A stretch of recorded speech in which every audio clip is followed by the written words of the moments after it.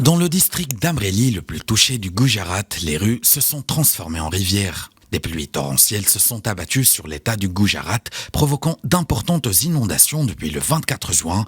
Dans cette région industrialisée du nord-ouest de l'Inde, à la frontière avec le Pakistan, le bilan est lourd. Au moins 55 morts, des milliers de personnes ont cherché refuge dans des zones moins affectées.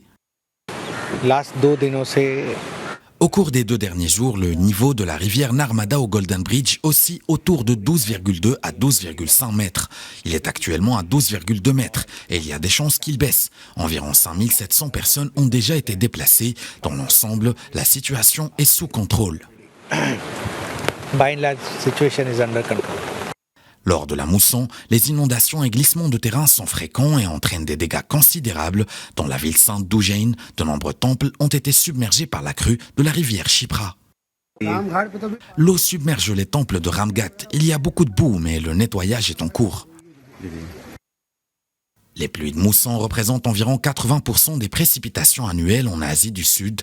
Vitales pour le niveau des rivières, elles reconstituent les nappes phréatiques et l'agriculture. Les pluies torrentielles ont également provoqué des inondations destructrices au Cachemire et dans l'état de l'Assam à la frontière avec la Birmanie. Des ravages qui rappellent que l'Inde devrait être le 2e pays le plus touché par le changement climatique au cours de ce siècle.